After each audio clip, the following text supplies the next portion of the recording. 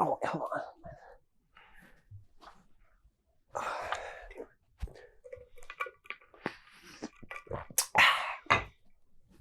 You know what sucks? What? Sinuses. Who are you telling, man? I just had to blow my nose before this movie. Have you ever just had a day where you're just constantly blowing your nose? You're not sick. You feel great.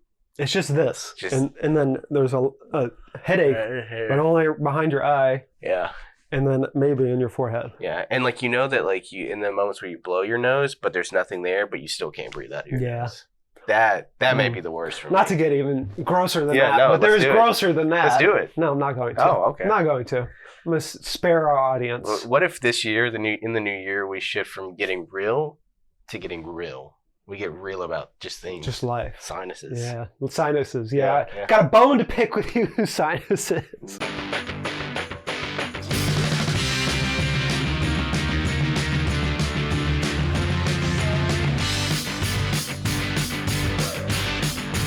But hey, we're not talking about sinuses. Well, we were, but not anymore. Well, we end that conversation.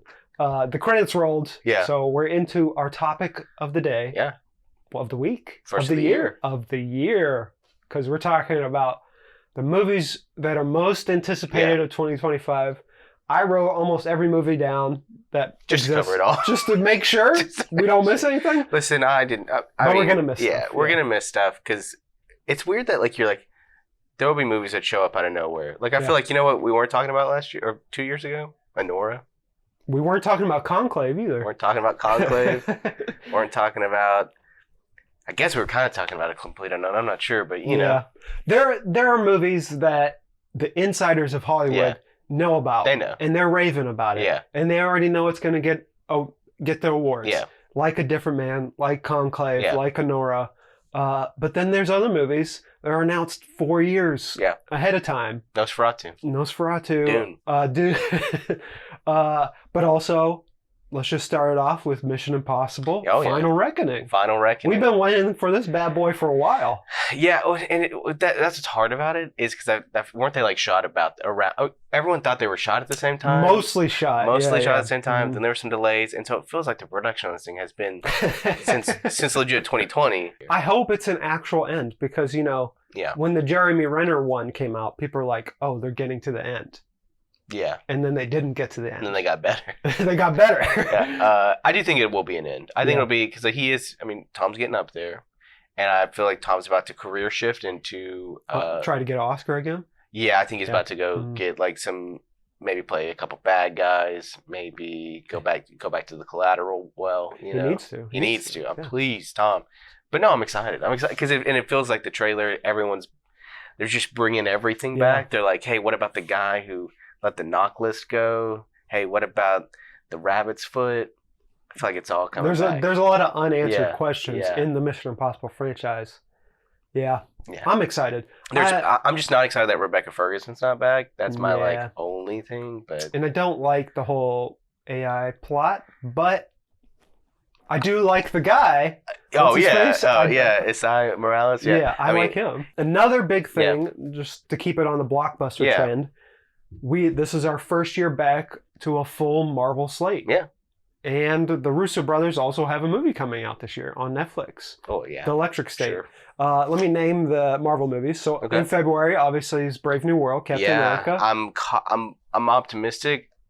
I'm cautious about it. I'm interested to see if a movie that has been reshot 14 million times can be good. Yeah. Which some have. Yeah. Which, though, also, crazy fact I didn't know. Still, all those reshoots and rewrites still going to come in less money than the Marvels as like a production wise. So it's you can tell that at least they're trying to scale it down a little bit. And it's exactly 2 hours, so I'm worried about the story structure.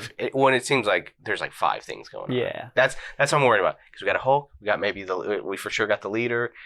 Maybe the Serpent Society was in there. Maybe they're not anymore. I think they got cut. They got Giancarlo Esposito showing up, and I'm like, what is this movie? But then in May, we have Thunderbolts, asterisk, which I think is going to be a fun time. Yeah, that's the one I'm the most excited about. Because they're all going to be grumpy with each other. They're all going to be cracking jokes. Yeah.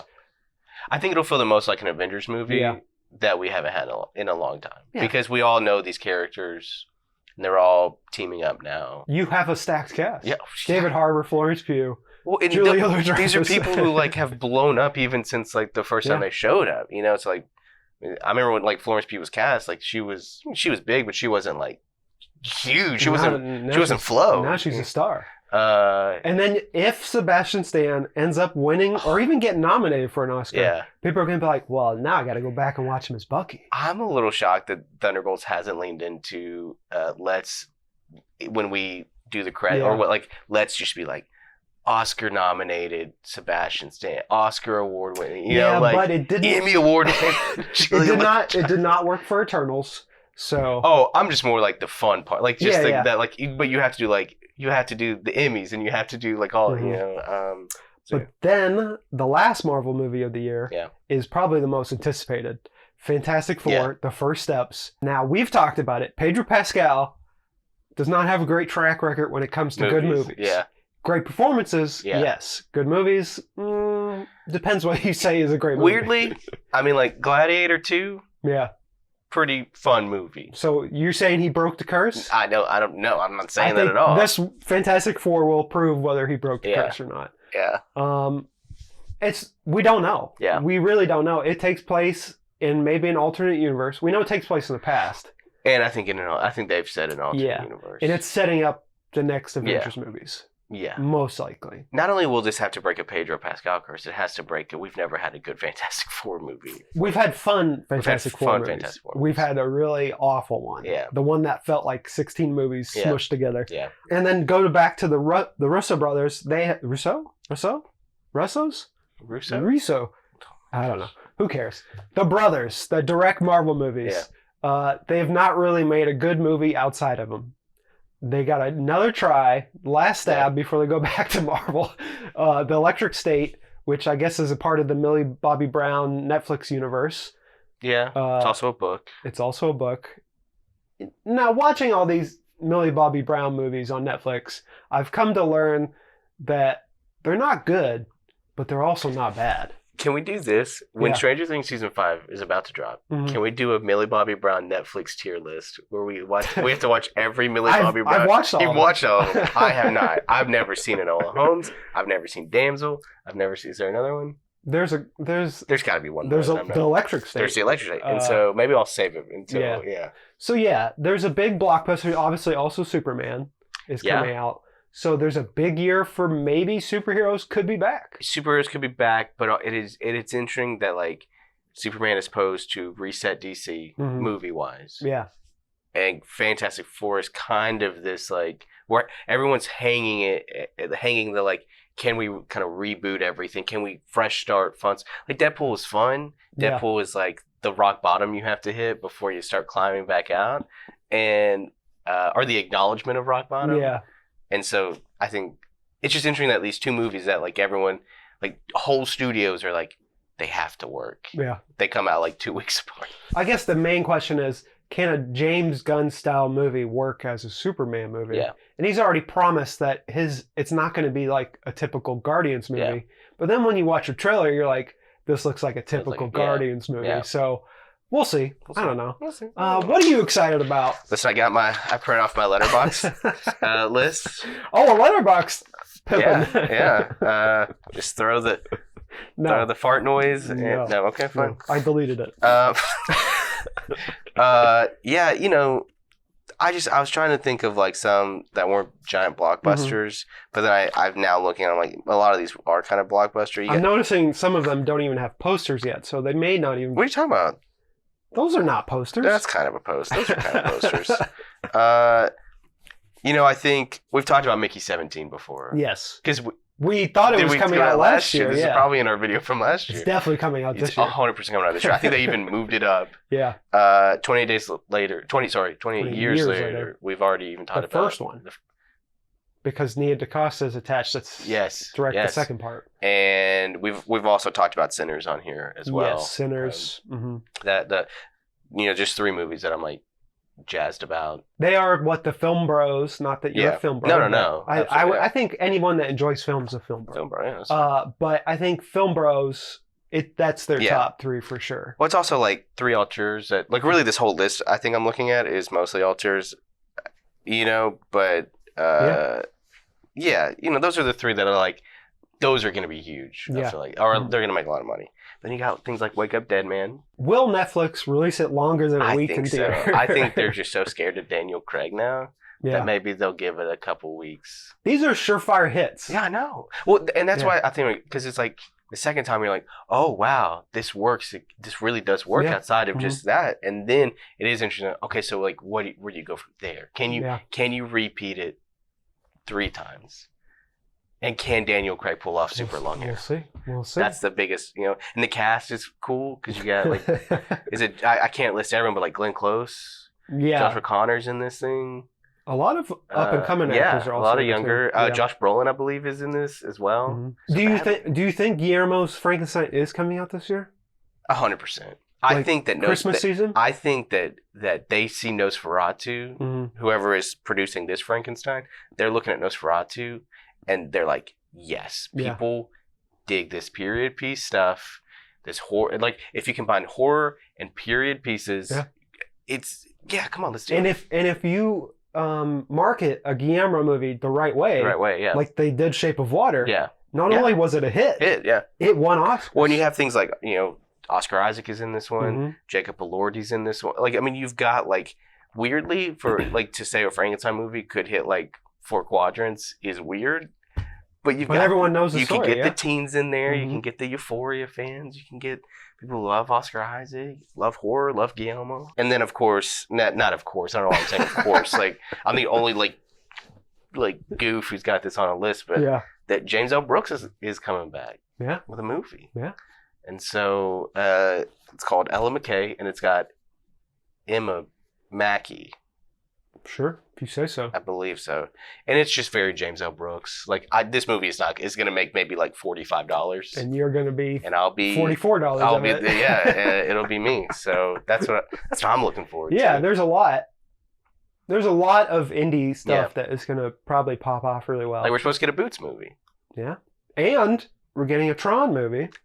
Listen, I'm trying to hold off on my excitement for Tron, just because I know I look at the director's filmography, so I'm trying to hold off. Yeah, you just named a lot of movies. Sorry, you name a lot of movies. Well, I can name every movie that's coming out this year. Every movie? Okay, well, you start with a Mark Wahlberg movie where he's half bald. Sick. So good. That's your number 1. That's my number 1. All the movies coming out in January, I'm anticipated for. No, not true at all. I probably won't even go to the theater. There's a bunch of movies, but I think obviously Avatar: Fire and Ash is probably one of the most anticipated because every time an Avatar movie comes out, if it comes out, I don't even know what the production schedule is like. If it comes out, it's a surefire hit. Yeah. Because everyone was questioning Avatar 2. They're like, there's no way post-pandemic this can make $1 billion. Yeah. They can't do it. He can't do it. And then the world was like, hey, all you naysayers, guess what? We love these water movies. I also love that it continues a trend of like, no one talked about it after it came out.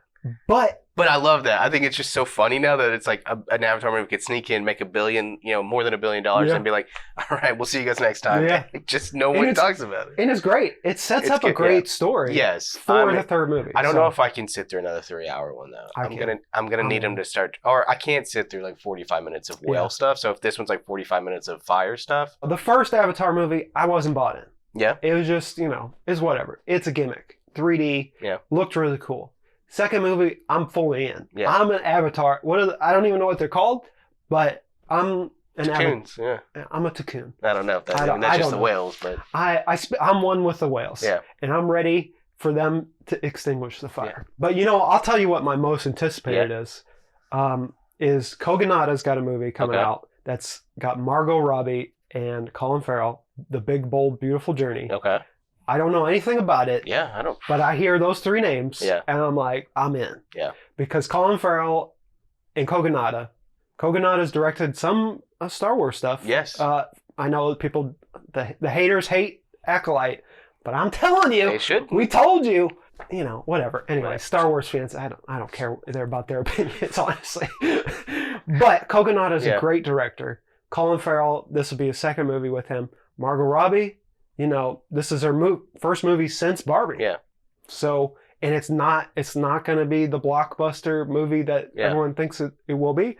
But as we know, this past year has proven some movies can hit 100 million worldwide just by being good. It's really cool to see that this year, and hopefully, last year and this year, do kind of fall into, was it Cord Jefferson who was talking about middle budget movies? Yeah. Like, I think they're middle-sized movies. I think they're back. And I'm just excited. Yeah, like right now in this moment, Nosferatu has made like over $100 million, which is bananas. No one even thought that was crazy. Possible. Because Robert Eggers could barely make any money for any movie. Yeah. And now he's making money. Yeah. So I'm excited that like maybe with like the heat that Colin Farrell has, the heat that Margot has, that like maybe there's a world where everyone's talking about this movie. Yeah. Or people are asking, do you know what this movie's about?